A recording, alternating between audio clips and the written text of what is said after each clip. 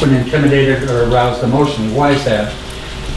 Because the child in us is the moon. The child is the moon. My teacher was a black man in prison named Percy John Newton. Taught me one thing. He said anybody that has Mercury afflicting the moon can be very childish in their speech and behavior.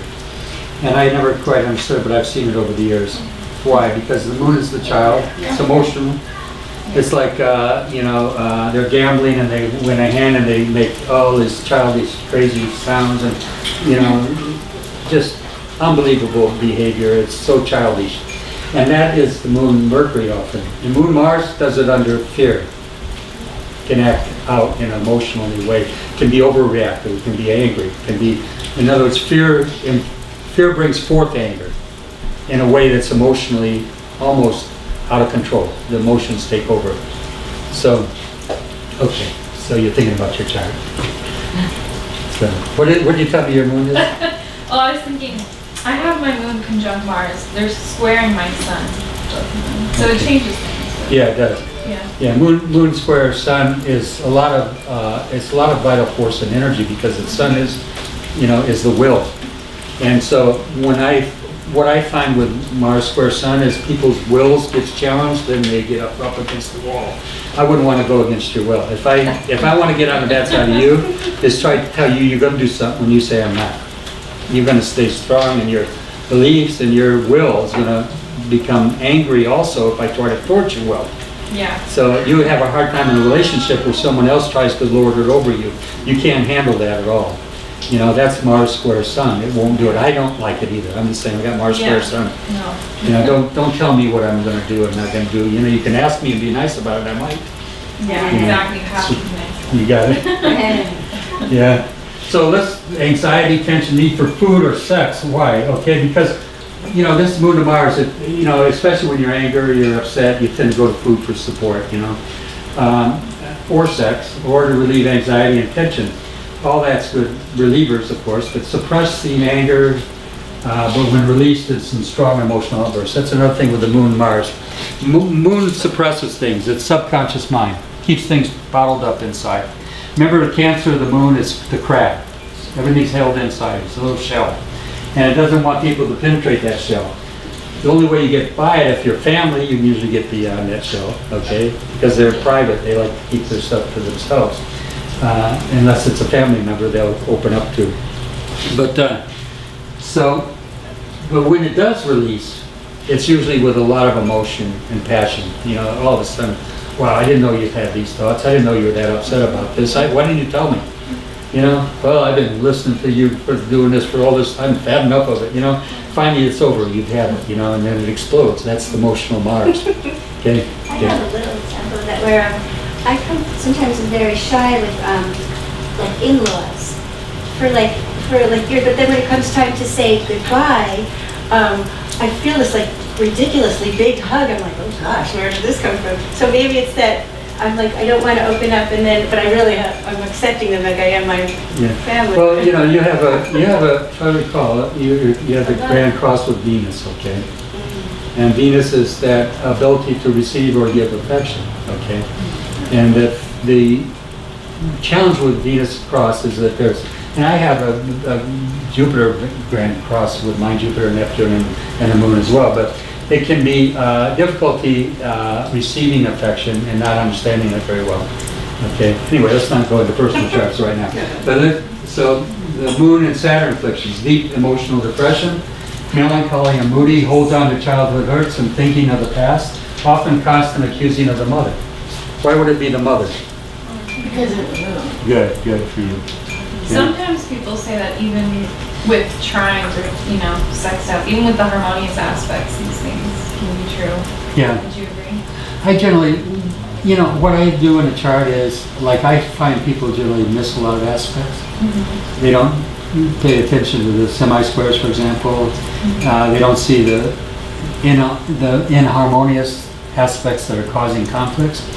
And because of that, they misread the chart. They'll see only the trine, for example. They won't notice that also the moon's doing this, or whatever the other planet is. I don't usually think of trines as being injurious at all. I think they're positively expressions of someone's past life development. That's why a grand trine is so powerful in a chart. It shows a neophyte or someone that's lived a past life and has developed those energies in that trine, those planets there, and brought them into fruition in a more positive way. And generally it brings talents from those energies. But they have a hard time executing that. I find people with grand trines, they have a hard time. You know why? Because it's a lazy aspect. It's lazy, that's what I'm saying. They're all lazy. It's weird. Isn't it Yeah. like area of concentration almost? Yeah, well, what a problem. For example, There's nothing to push them. a lot of people, like, for example, you know what a double grand trine is? The Star David, it's the Jewish symbol.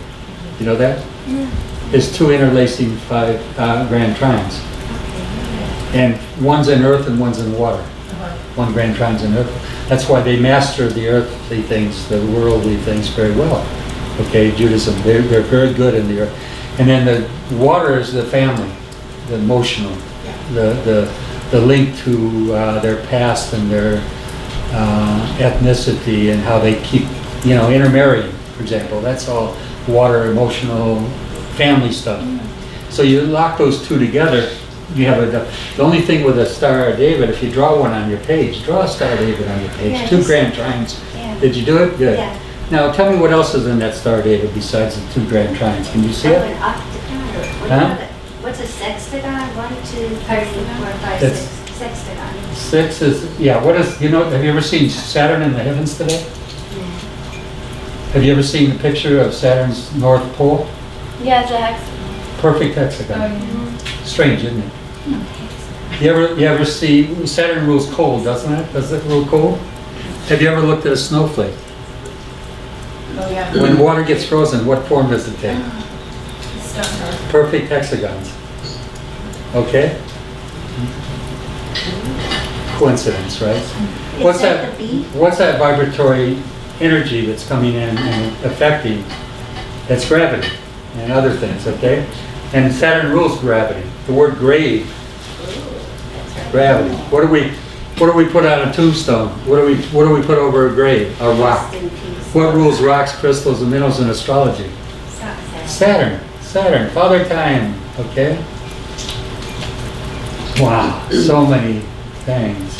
In my book I talk about Nuria, the Russian dancer, how they filmed him and watched him perform, and they can't figure out how he stays in the air so long when he does some of his things. He says he defies gravity because his weight and his mass is so much, and he shouldn't be able to stay in the air that long. And they ask him, Nuria, why do you manage to do this? How do you do this?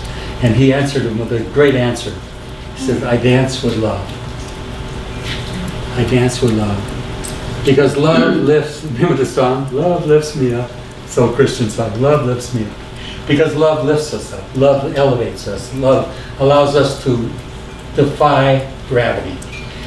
When I went before the judge in prison and I was being judged and I had to go for a judge, my feet felt like lead weights walking in front of that judge.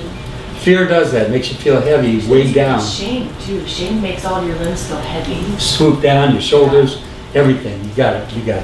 Fear does that alone. You just feel like you're weighted.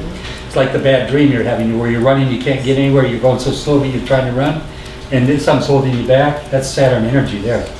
So, but if you're in love, you feel like skipping and dancing.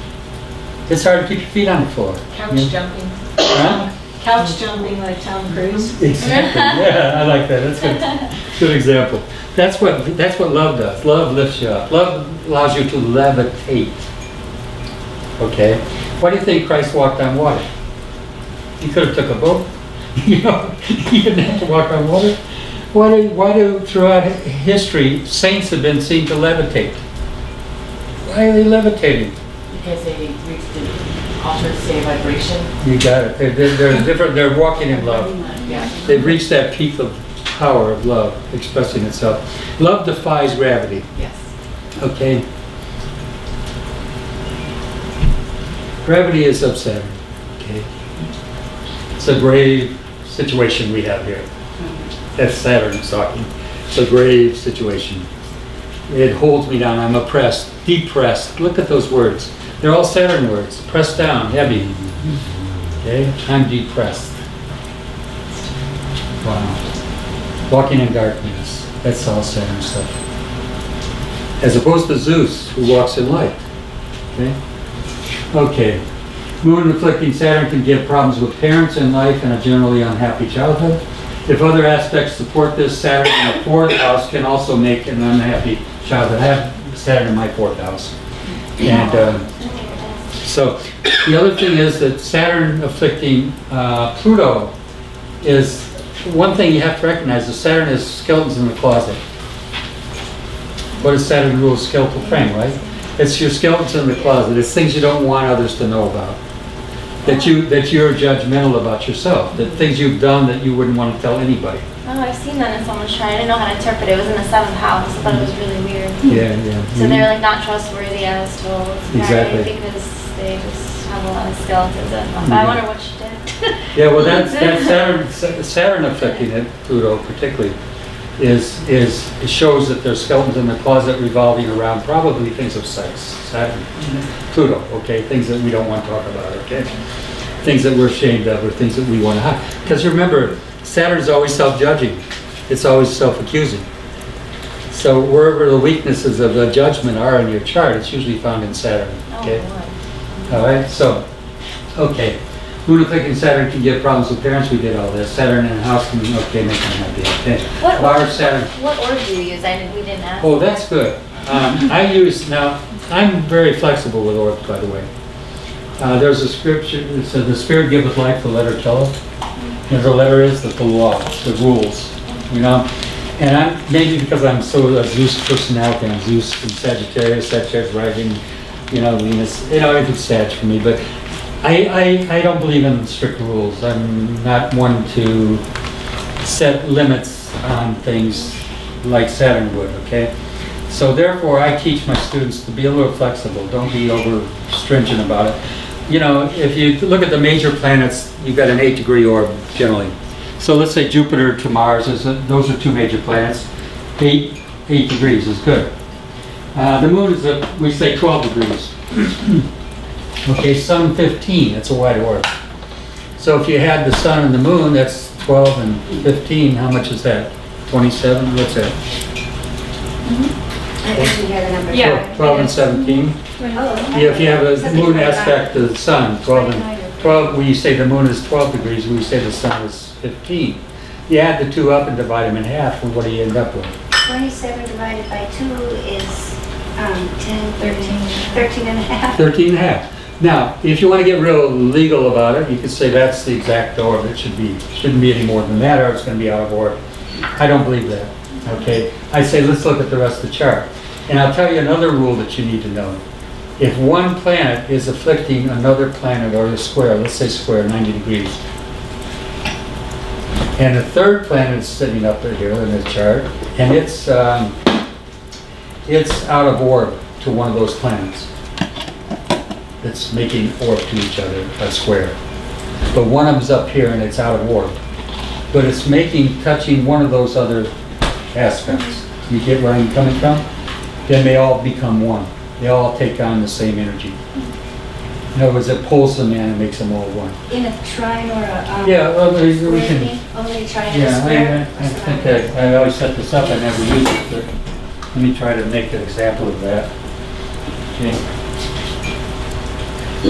Okay. Let's say you have Mars at let's just say 5 degrees Aries, and then you have the Moon over here at let's say it's 15 degrees of Libra.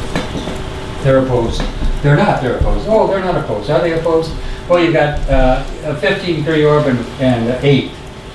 8 and 15 is how much? 23. Did you say 15 and 8? Yeah, 23 divided by half is how much? 7 and a half. Huh? 7 and a half. Oh, no, sorry, 6 and a half. No? What did you ask? 13 divided by... What did you ask? If you have a 15-degree orb, excuse me, I did that wrong. I need to change this. 12-degree orb for the Moon. No, I did that right. Now I'm getting myself confused. This is at 15 degrees Libra, this is at 5 degrees Aries. These are 10 degree apart. If you use an 8 degree orb for the Mars and you use a 12 degree for that, 8 and 12 is 20. So now they're 10 degrees apart. So that's considered an opposition, right? What if, let's take this and let's move this. Let's say I don't this was, actually know about this. okay, let's say, instead of 15 degrees, let's say this is at, let's say this is at 18 degrees. Now it's really out of order, right? You would tend not to read it. But watch this.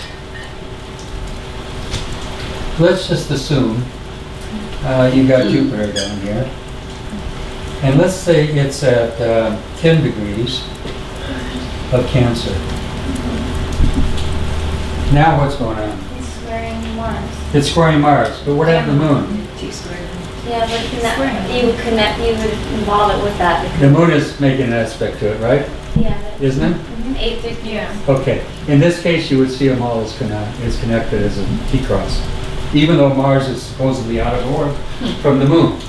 But because this is aspecting both of these, you would read it as a T-cross. Right. That's something I definitely could teach you that you won't learn in any book. So that's a cause to be flexible. Yeah, There yeah. in and of itself.